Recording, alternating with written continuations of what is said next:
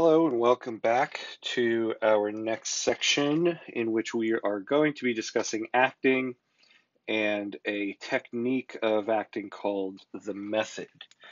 Um, so we are going to be diving into what goes into the world of acting, where it came from, and we're going to spend the bulk of this section talking about what acting is today and what it means today, and that specifically is going to be the technique called the method. So before we dive into that, just like we did with the previous section, we're going to ask the most basic and obvious question: what is acting?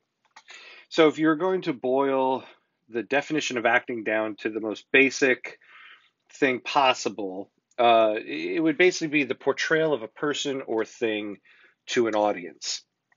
And of course, I add in this segment or thing because, of course, you're not obviously, or of course, you're not playing a person all the time. I'm sure many of you who are listening to this maybe in elementary school had to play the tree in the background or something like that, or if you're playing an animal or anything like that. So, in its most basic form, it's the portrayal of a person or thing to an audience.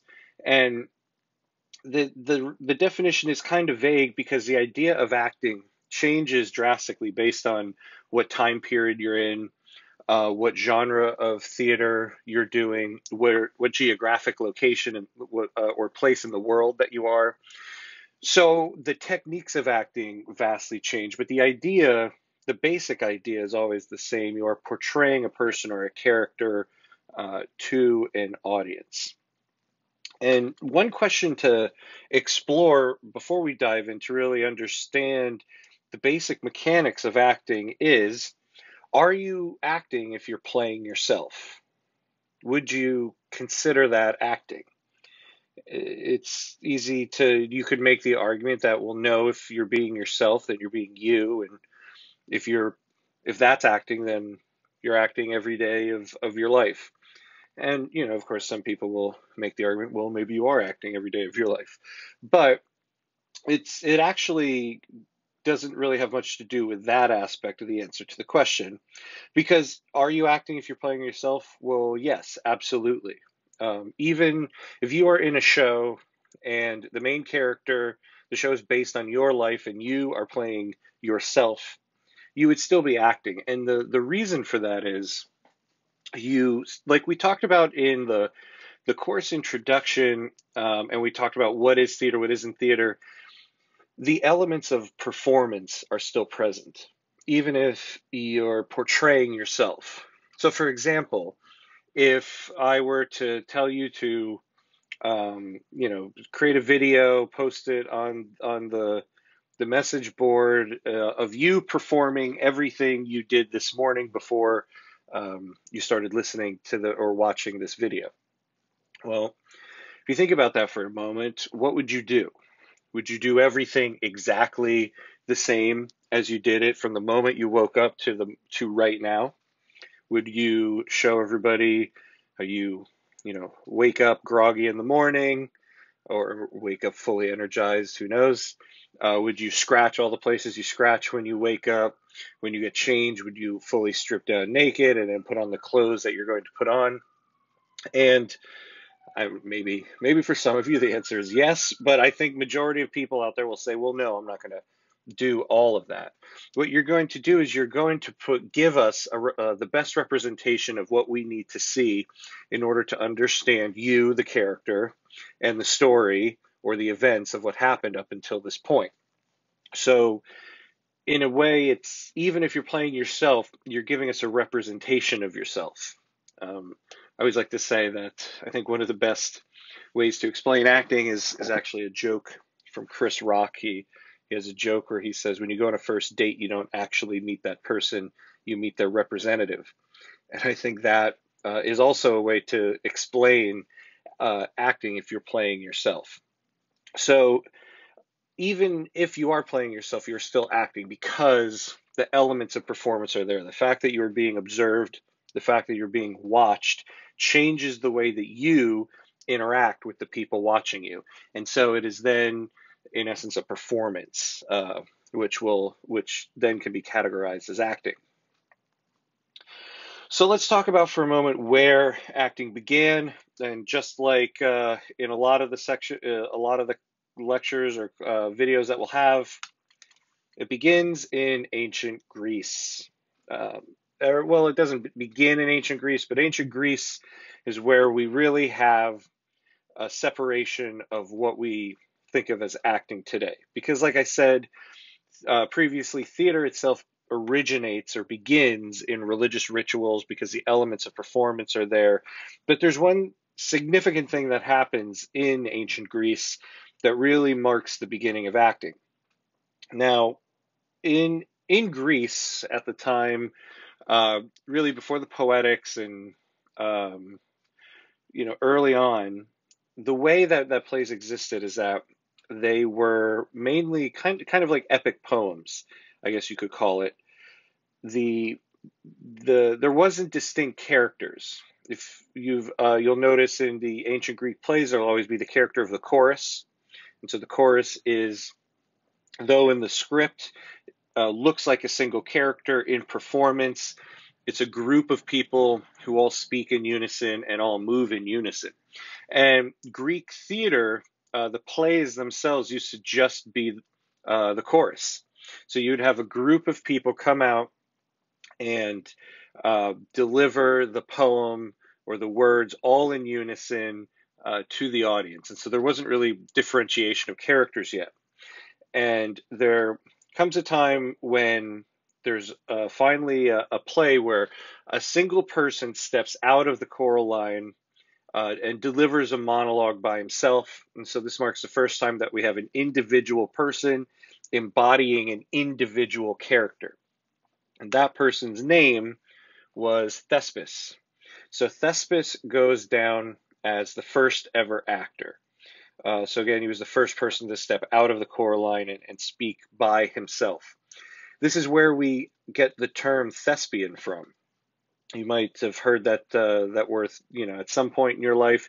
Usually, or at least in today's culture, thespian refers to some type of young, aspiring actor. Sometimes you'll hear about thespian festivals or thespian competitions. Those are usually high school acting competitions. And so, they are, again, referring to a young, aspiring actor, and it's in honor of, the first ever actor, Thespis. So this is kind of a beginning point in acting, and it changes from there as we go forward. But again, it depends on the time period you're in, as to what kind of emphasis is placed on what type of performance. And when we do our class on theatrical genres, we'll look a little closer at some of those different types of theater and types of performances in different periods of time.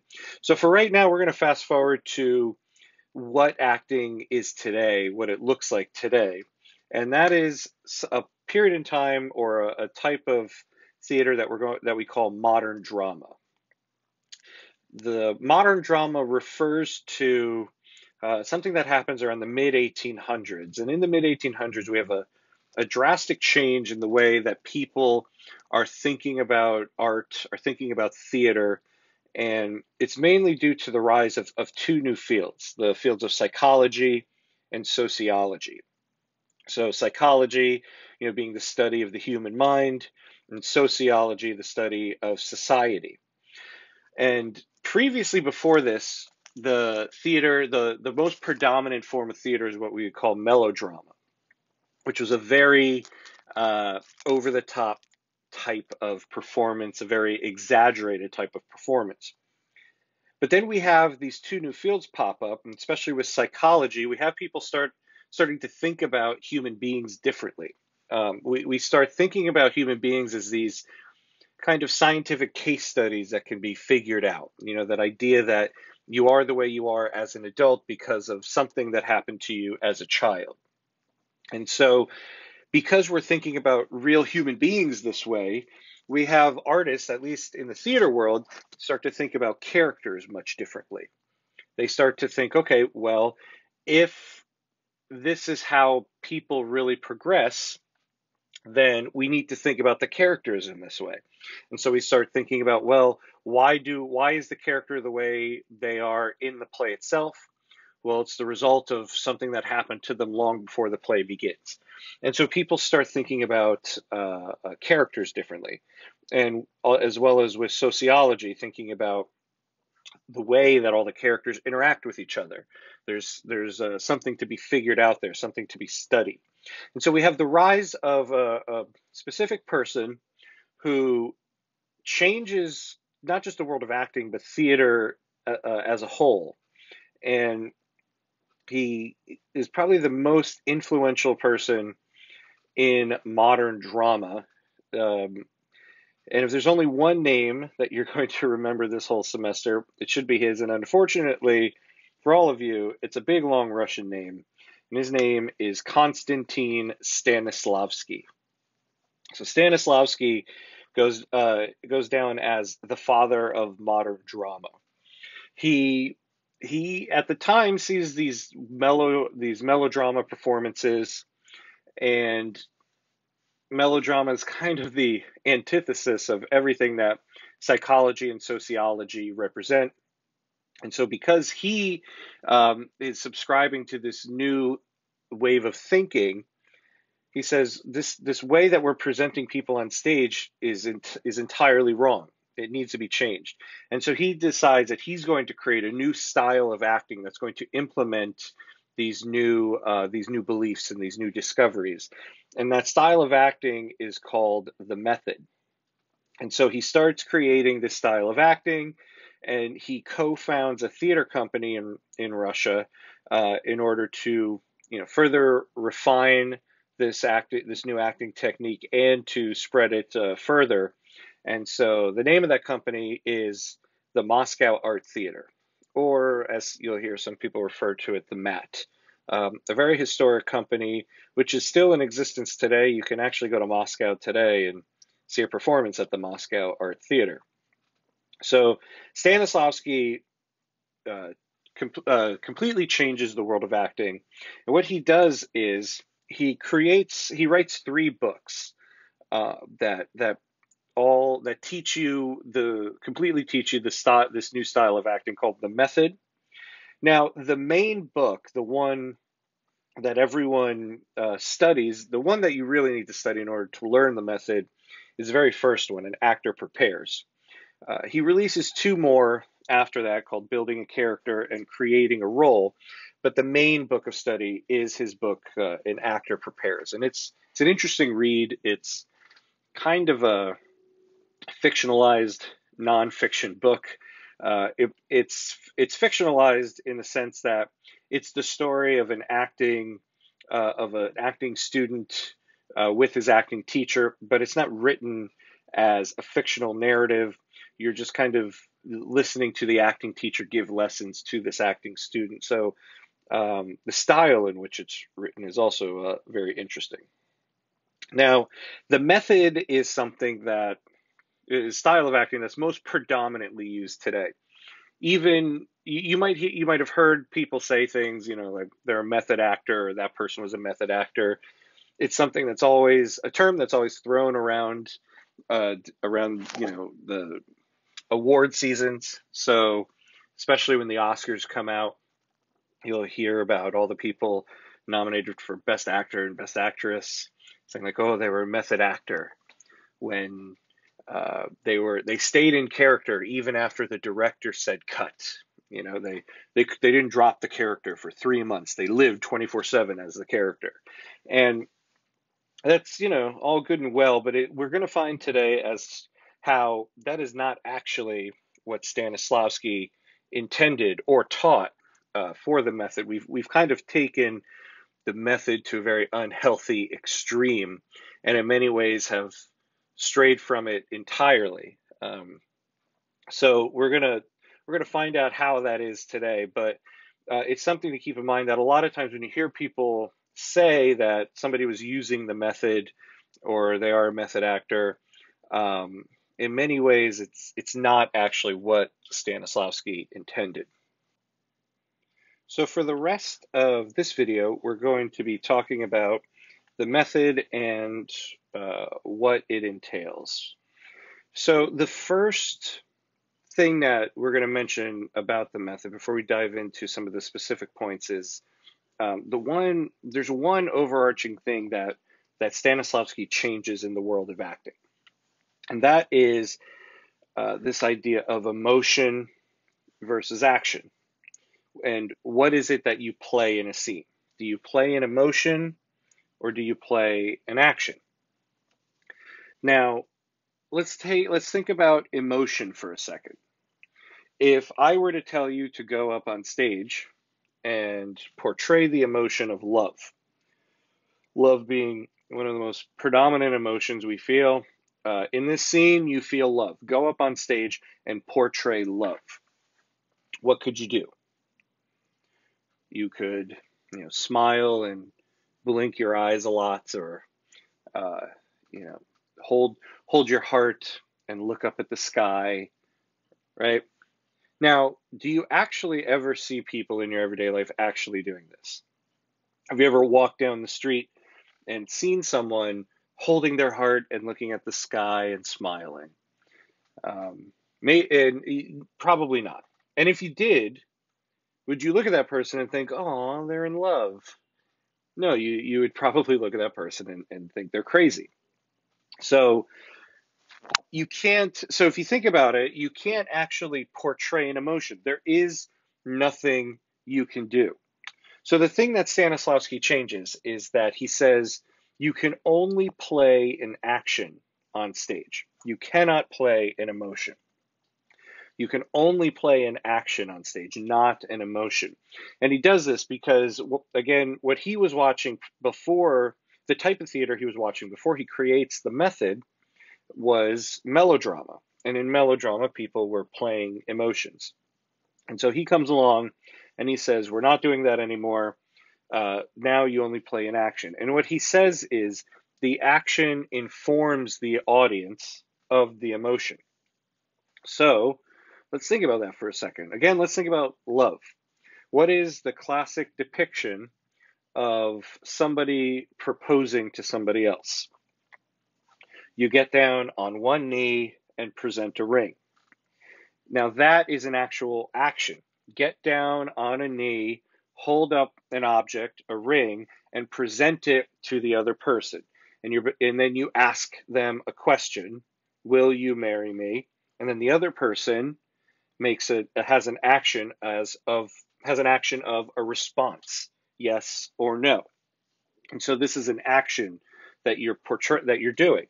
And so if you were walking by and you saw this, you would think, oh, that person is in love with the other person. So the action informs the audience of the emotion. And this is true for all the emotion, for all the emotions, yeah, that you feel. If you're trying to inform the audience of an emotion, you do an action. So let's take another one, like anger. If you were going to portray anger, what would you do? If you were playing an emotion, what would you do? Shake your fist at the sky and yell. And of course, if you saw somebody doing that on the street, it would probably be more comical than anything else. Now, if you were going to play an action, as our little stick figure guy shows here, if, say, for instance, you walk by and you see someone pick up a rock, throw it at a wall, and then storm off, you would think, oh man, that guy is pissed, right? And that's because the action of picking up something, throwing it, and then stomping your feet as you walk away informs you, the audience, of the emotion of anger. And so this is true for all emotions. It could be laughter, it could be jealousy, it could be anything else. You have to find the action that will inform the audience of the emotion. And so ultimately, you can only play an action on stage.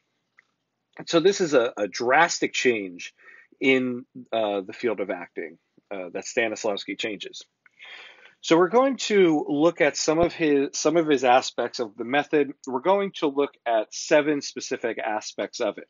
Now, we're not going to be able to go through all of it because there's a lot in his book, An Actor Prepares, that you would really need to be up on a stage physically doing something. These are things like relaxation exercises. He talks a lot about relaxation, and that's something that that would really be more for for an acting one class or something like that, because it's just something that you do, and not necessarily talk about academically. But there are 7 key elements to the method that we are going to discuss. And one thing to note too, unlike the poetics, these are not in any order of importance. Stanislavski does not number them. He does not say one is more important than the other. They're all equally important. So you can actually, in terms of remembering these, you can remember them in any order that you want. So we're going to talk about 7 important elements of the method. And the first one is something that we call inner justification. So inner justification says you must always have a reason for everything you do on stage, even if it's not clear to the audience. So what he's saying here is that whatever movement an actor makes on stage, in your own head, you need to have a reason as to why you made that movement, why you did that.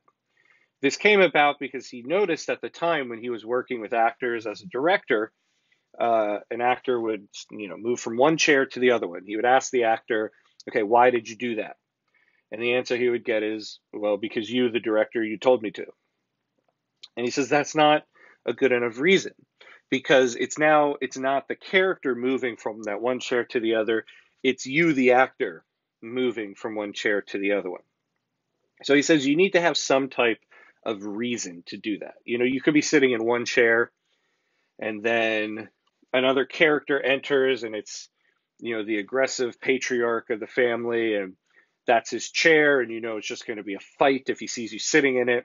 And so you try to calmly and quietly get up and just quickly move to the next chair before he sees you. So that would be your reason. Now, the other aspect of this is that he says it doesn't necessarily need to be clear to the audience what the reason is. So it's not like every time an actor moves on stage, us as the audience, we should be able to look at that and say, oh, that's exactly why that person just did that. It doesn't need to be. It needs to be an inner justification. And so because of that, the justification doesn't always need to be tied to the story itself. It's good if it is. It's preferable that it's tied, but it doesn't necessarily need to. So in his book, he gives the story of this one actress who was performing a scene, and she couldn't quite find the right way to portray it to the audience. And so the scene specifically was right before the big climactic scene of the story. And in the current scene, she has to find a solution for something to do with her son. And her son's life is going to depend on this decision that she comes to. And so in this scene, she's trying to come to the decision. And so she's trying to show the audience that this is a really difficult decision to come to. She's struggling with it, and nothing is really working. So what Stanislavski tells her to do, or the quote unquote acting teacher in the book, what the acting teacher tells her to do is, I want you to pretend that there's a screw missing on stage, and you need to find it. And so this is really difficult because if you've ever been in a theater, usually the floor is painted black and the screw is black, and so it's going to be really difficult to find it on this floor. So the actress starts walking around looking for the screw, straining to see it, straining to find it, and she can't find it. And the acting teacher stops her and says, that's it. Everything you just did, that's what you need to do. And so in her head, in the actress's head, she's looking for a missing screw. But in the context of the story, in the context of the scene, it looks like she's trying to come to a difficult decision about her son.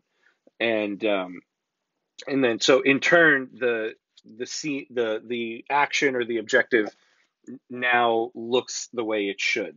And so even though the justification isn't tied to the story itself, since it's an inner justification, it doesn't matter that it's not tied to the story. The audience will tie it to the story given the context of the scene itself.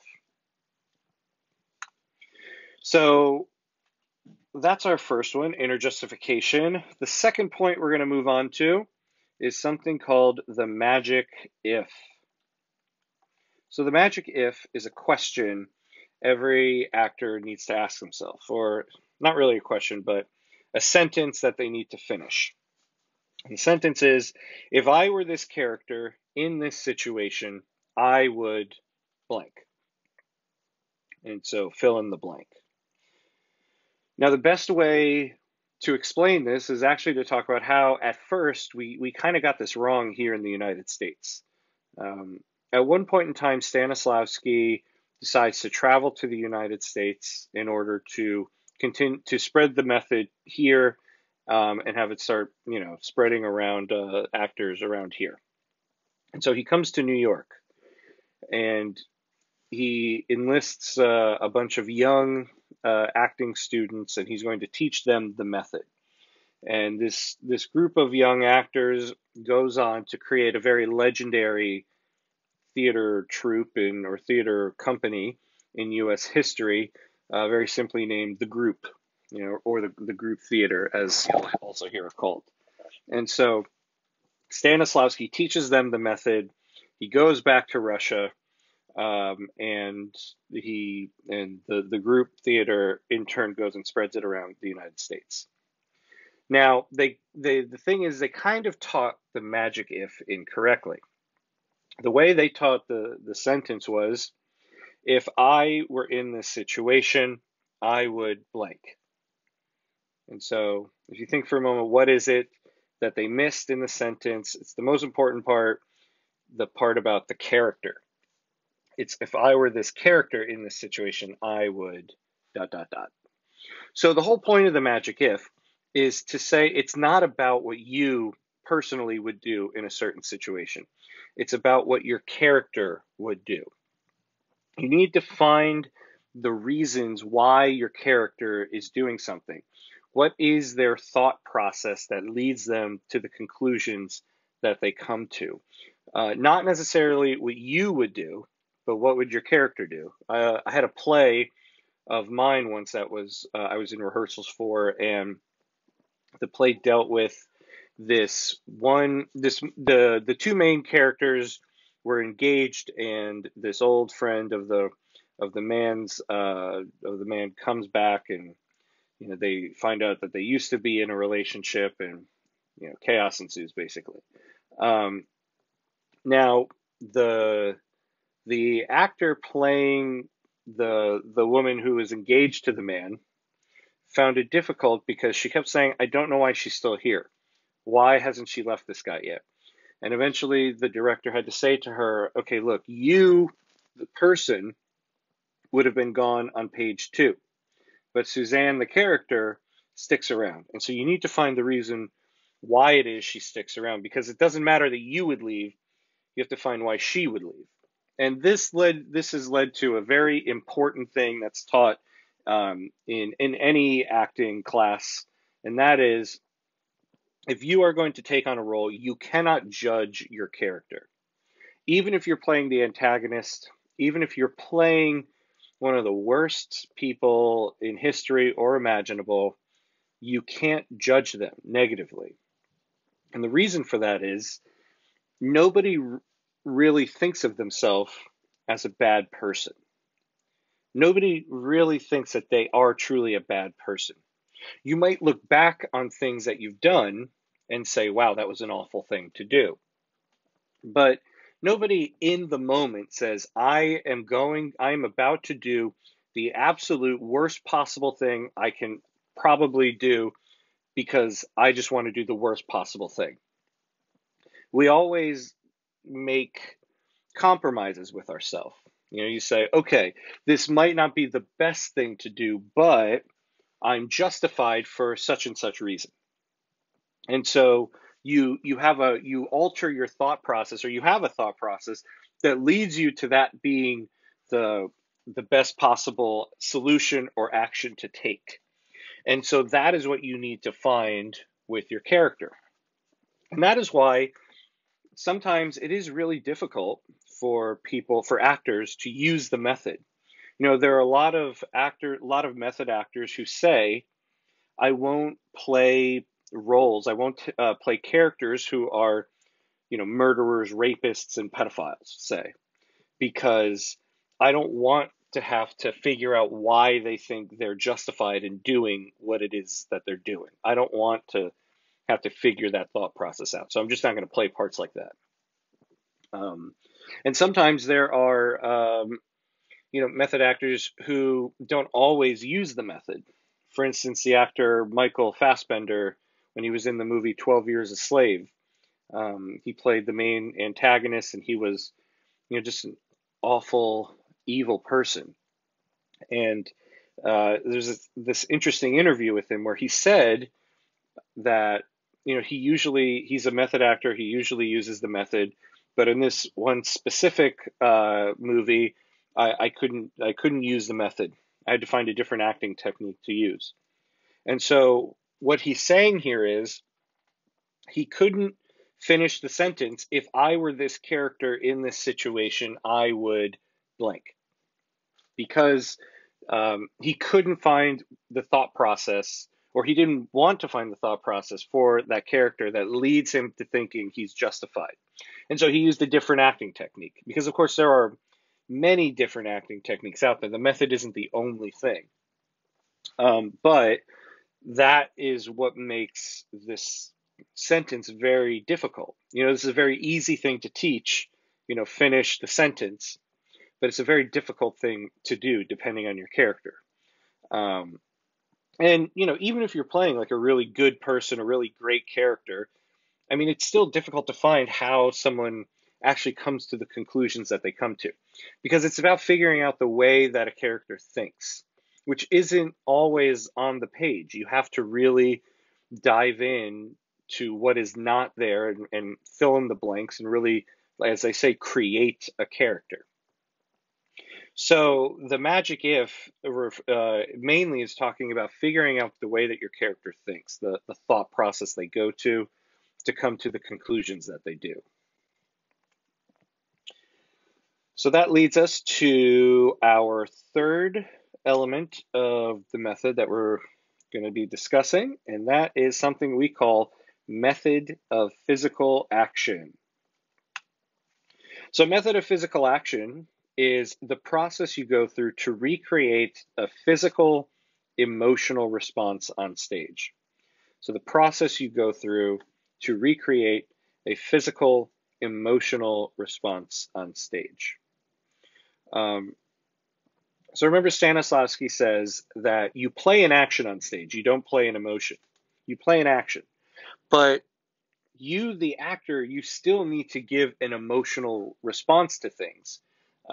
You're not playing that emotion, but you still need to have an emotion. And so another rule he gives us under this section is that you always need to be in control of your body at all times. And it might seem, a little weird, like a weird thing to say. How could you not be in control of your body? But when it comes to giving an emotional response, you need to be in control of the emotions that your body is going to go through.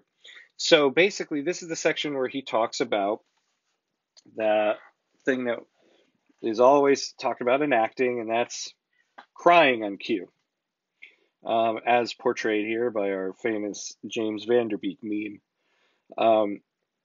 So how do you cry on cue? If I were to ask you right now, how could you make yourself cry? The response that you're probably thinking right now, or at least the response that majority of people will usually give, is that you think of something sad and that'll make you cry. And then you go from there. And this is what the whole point of the method of physical action is, that that's not necessarily what you do. That's a rehearsal room technique, but it's not something you do in performance. And so the reason for that, or at least to explain the reason for that, let's think about the actual profession of acting for a moment. If you are going to be an actor on Broadway, let's say. You're on Broadway. That means that you're doing 8 performances a week. So you're going to be performing your show 8 times a week. Now, usually, if a show opens on Broadway, they're going to run for at least 3 months. Shows do close earlier than that, but it's usually for very special circumstances. But generally speaking, you're hoping you go for at least 3 months. But generally you want to get 6 months or at least a year. If you're really good, then maybe you'll last about 5 years. If it's a real exceptional show, then 10 years. And if you're a fan of the opera, you're going for about 30 years now. Or, depending on when you're watching this video, maybe it's over 30 years now. So think about that for a moment. You have to make yourself cry 8 times a week for 30 years. So let's forget about acting for a moment and just think about crying. Why do we cry? What's the purpose of it? And it's mainly a coping mechanism. Our body is feeling so much emotion that it needs to be released. There's so much tension in the body that it needs to be physically released. And so your body kicks in the physical response of crying, and then you cry. So you're trying to cope with that memory. And so what's going to happen is, if you're that actor on stage 8 times a week, 30 years, you're eventually going to get to a point where it's going to be your big moment. You're on stage, it's just you, spotlights on you, 1,000 people on stage. It's going to be your big moment to cry. You're going to think about the thing that makes you cry, and nothing's going to come out. Nothing is going to happen, because your body has now coped with that memory. Your body is basically saying, nope, we're not crying about that anymore. We're done. We're moving on. And so you're going to be standing there on stage, and no tears are going to come out. And there's also the flip side of that. So say it's opening night of your show. And again, it's the big scene, spotlight is on you, 1,000 people on stage, it's your time to cry. You think about the thing that makes you cry, and it's working, and you're just a mess. You got bubbles coming out of your nose, snot's everywhere, saliva's going all over the place. And then it's the end of the scene, the lights come back up, and in the next scene, it's 5 years later, and the lights come up on you, and you're still a bubbly mess, crying uncontrollably, because you also don't know how to turn it off. And so this is what Stanislavski means by you have to be in control of your body at all times. You need to be able to turn it on when you need to turn it on, and turn it off when you need to turn it off. So he goes through a process that you go through in order to do this. And so what he says is, first thing you do is, in rehearsal, when you're not on stage in front of anybody, that's when you actually do think of something sad, think of something that makes you cry. Then before you do this, you'll go through all of his relaxation exercises to release tension and to get to what he calls neutral. And so you'll do that, and then you'll think of the thing that makes you cry. But what you'll do is you'll start to take stock of all the little, small, minute physical changes that's happening in your body as you do this. And it's different for every person. Maybe the first thing you feel is your stomach muscles tighten. And then maybe you feel kind of a tension in your left forearm. So the muscles in your forearm tense up. And then it travels up a little bit, and it gets to your chest. And you start breathing really heavy. And then you feel the tension go up into your shoulders, and you start moving your shoulders around, moving your neck around, and then it gets to your throat.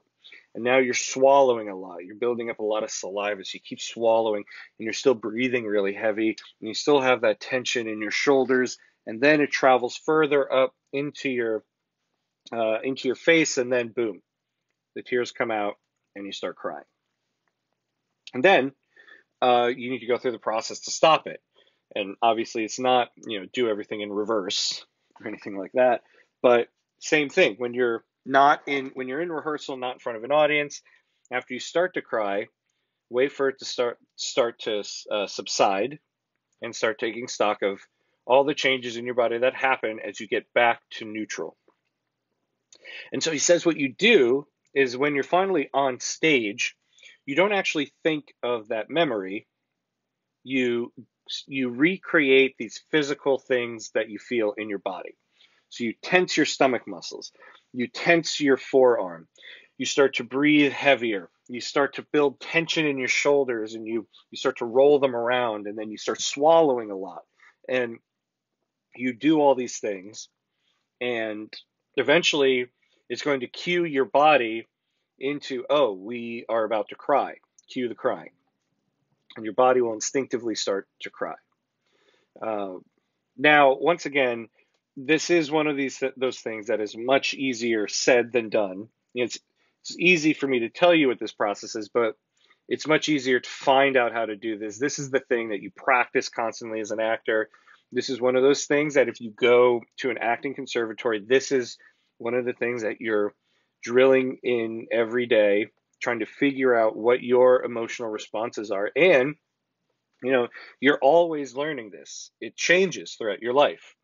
The way that you cry today is not going to be what you feel as you cry 10 years from now. You're going to be a much different person by then. So you're constantly refining this, constantly trying to figure out what actually makes it work. They say that most professional actors, as they go through their everyday life, they interact with people on a personal level and have their emotional responses. And as you have an emotional response, you deal with it in the moment, but all the way in the back of your head, you're also taking notes about everything that you feel. And so this is something that you need to do in order to cue this in, because your body is not going to cope with the emotional response. It's going to cope with the memory, but not the physical things that your body is feeling.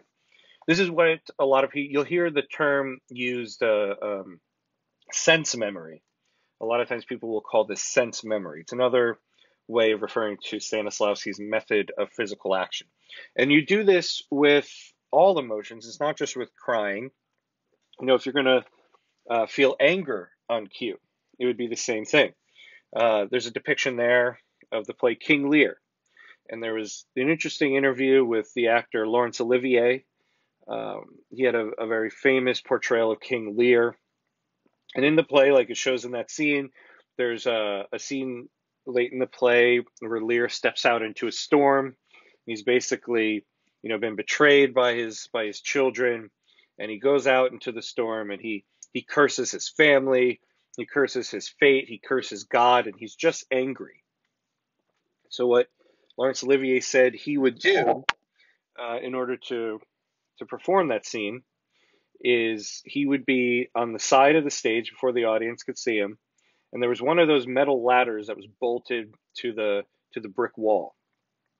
And so what he would do is he would grab the ladder with both hands, and he would just start shaking it as violently as he could. And he would do it right up until the very moment that he stepped out on stage. And so as he stepped out, that action that he took cued the response of anger in him. And so he was able to perform the scene feeling the emotional response of anger. He didn't think of something that made him angry. He did a very quick emotional recall or sense memory exercise in order to recreate the feeling of anger in his body. And so it's similar to what we were just talking about with crying on cue. And so this is Stanislavski's method of physical action. Again, another way of saying this is something called sense memory. So that brings us to our next part of the method, Stanislavski's fourth element that we're going to be talking about, and that is circle of attention. So circle of attention is the process you go through to regain focus on stage. This is where Stanislavski talks about how when you are in a scene with someone You must always be engaged with them. You must always be engaged with your scene partner, even if you're not speaking. Um, he talks about how he kind of equates being in a scene at like tossing a ball back and forth. So your scene partner has a line, and they toss the ball to you. You catch it, and then you have a line, and you toss the ball back. And the idea being, when you're tossing a ball back and forth, you're you're not only paying attention when you have the ball, you're paying attention when you don't have the ball. Because if you're not paying attention when you don't have the ball, then what's going to happen is you're going to drop the ball. And that's the basic goal of your scene. Don't drop the ball. So this is where he talks about you have to always be engaged with the people that you're on stage with, even if you're not the one speaking. But he also talks about how there are going to come times when you do lose focus. It's going to happen. And so circle of attention is the process that you go through in order to regain that focus. It's referred to sometimes as breaking character. An example of this, is always, as the pictures here show, on Saturday Night Live, you'll see that where someone starts laughing and they break character. And so the idea is, what do you do? Well, Stanislavski says to imagine that there's a bubble around you that expands and contracts based on who you're engaged with on stage. When you are engaged with your scene partner, when you're tossing the ball back and forth, the bubble expands to include the people that you are tossing the ball back and forth with. And when you lose focus, you basically have to contract the bubble so that it's only around you. You kind of bow your head, like you see the actors here doing, and you try to find your focus back. It's supposed to, the process of circle of attention with the imaginary bubble is supposed to recreate the idea of isolation, even if you are on stage with 10 other people and there's 1,000 people in the audience looking at you. So you have to try to recreate this feeling of isolation to regain your focus. And then when you do regain that focus, your bubble expands and you rejoin the people that you are on stage with. So circle of attention is basically where Stanislavski outlines the process you go through to regain focus on stage when you do lose focus. So that brings us to our next element. And that one is given circumstances. Given circumstances. Given circumstances can be defined by one very easy and sometimes frustrating word: research. This is where Stanislavski calls for research into your character. He asks, what are the circumstances surrounding your character? And there could be many things, many different types of circumstances that surround your character that you want to look into. For instance, things like race, religion, social class, economic status, education level, reputation. It could be many different things. Um, so basically he says here, what is your character bound to and what is your character not bound to? As you know, in our own society now, there are certain things you can do, certain things you can't do, and not just necessarily meaning things that you can't do because of legal reasons, but just certain things that are socially acceptable, socially not acceptable for everyone, for certain people. And what are those things? What can your character do? What can't they do? And sometimes, this is, I mean, for the most part, this is one of those things where if you're playing a historical character, you're going to do research into that.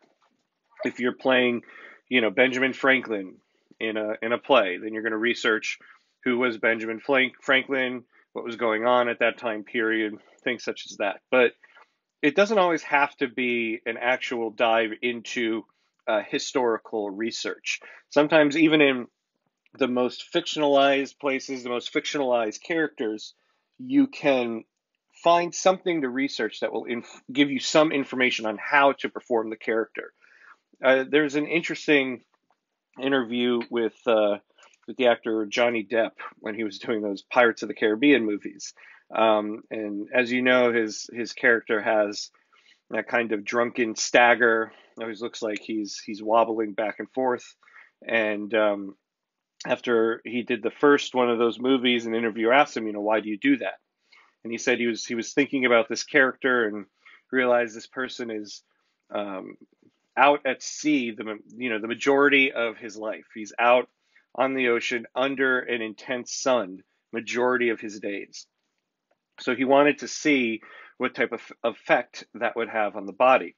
So he said he would go sit in a tanning bed for around like 12 hours at a time, or some ridiculous number of hours to recreate that feeling of heat exhaustion. And he said when he would get out of the bed, the first thing that would happen is that he would kind of have these small muscle flares, and so his arm might flare up a little bit, and he would feel kind of dizzy and discombobulated, and so he would kind of stagger around. And so he realized that's probably how this character feels majority of the time.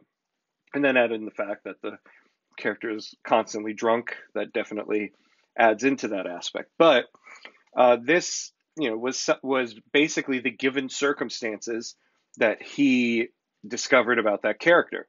The character is constantly out on the ocean under the sun, is going to be under intense heat, will probably have heat exhaustion or some level of it majority of the time. What type of effect does that have on the body? So this is basically what Stanislavski is calling for with given circumstances, where you're going to research the character. What circumstances surround the character? What can the character do? What can't the character do?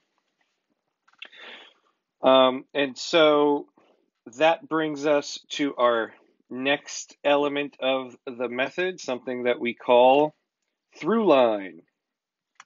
So through line is is a very large part of the method, and that's mainly due to the fact that it deals with the character's main objective, or deals with the character's objectives. And so what Stanislavski outlines here is he says every character has a main objective. This is their main objective. This is what I want to do in the story. Every character should have an overall purpose as to what they're trying to accomplish. Romeo and Juliet, Romeo's main objective is win the heart of Juliet. But then what he goes on to say is, you can't play that main objective in every scene. Romeo's objective is to win the heart of Juliet. Well, if Juliet isn't in a scene, if it's just a scene between Romeo and some of his friends, you can't play the objective win the heart of Juliet. She's not even in the scene. So what you're going to do is you're going to break that main objective down into much smaller attainable goals. So you'll have this string of smaller attainable goals. And that string there at the bottom of those small goals, that's what we call the through line. So the through line is the string of smaller attainable goals that all lead up to your main objective. In many ways, it's kind of like what you're doing at this college right now. You're here, you're enrolled in the college because you're trying to get a degree. But you don't walk into every class and say, you don't walk into your theater class and say, I'm earning my nursing degree today. You have to, so what the school does is they break it down into smaller attainable goals or classes, and all of those smaller goals all lead up to that main objective, which would be your degree. So you can kind of think of it in that sense. And if you ever get a script from a professional actor, you'll see that they actually will note these things in their script. They'll know what their main objective is, but those smaller objectives, it changes throughout the story.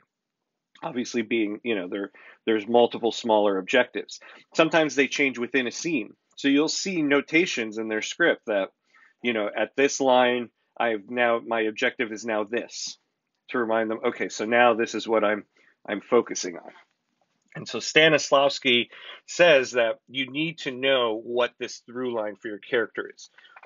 It's not enough to just know the main objective, because that's not going to help you in every scene. You need to break it down into these smaller, more attainable goals. And that is what he calls the through line. So there's one last thing we're going to talk about with the method, and that is something called ensemble playing. So ensemble playing says that you are always acting, even if you are not the focus of the scene. So you're always acting. So even if you are not the main person, there could be somebody delivering a big monologue, in the center of the stage, and you're sitting in the background, just, supposed to be listening. If the audience can see you, then you should still be in character. You should still be acting. And this came about because Stanislavski found at his time that if, people were not the focus of the scene, they were kind of just waiting for their next line to come about. And theater being what it is, the audience can look wherever they want. Yeah, somebody might be delivering a big monologue center of the stage, but of course, an audience member's eyes can wander over to you sitting all the way in the background of the stage. And so if you are not listening, or you're not engaging what's happening on stage in your character, you're just doing it as yourself, you're going to have the audience lose focus onto what's actually happening. So what we have here is an image from a show called The Band's Visit. And you'll see in the scene that's depicted here, there are two characters on our right side there who are having some moment, and there are three characters on our left side who are listening. So those three characters are what ensemble playing would be referring to. Those three actors there need to, even though they are not the focus of the scene, they're in the background. The scene is focusing on the two actors closer to us. Those three actors in the back are still engaged and listening to what's going on in character. Another example of this is the picture here, a production of Julius Caesar at the Public Theater.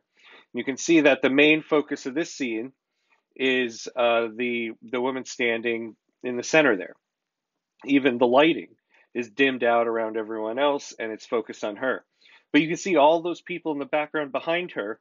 They are all engaged in the scene and listening and watching what's going on with her in character, and not as the actor themselves.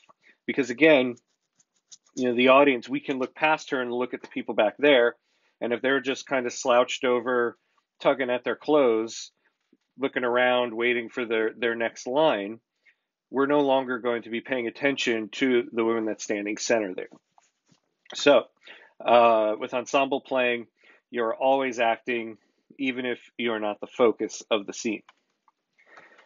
And so these are the 7 main elements of the method that we're going to be discussing for this course. Again, remember that there are other things that Stanislavski talks about in his book, An Actor Prepares, but these are the main I guess, points you could say that deal with the psychological creation of your character, thinking about your character, creating the mindset of your character. These are the main things that deal with that. So this is the 7 elements of Konstantin Stanislavski's method style of acting.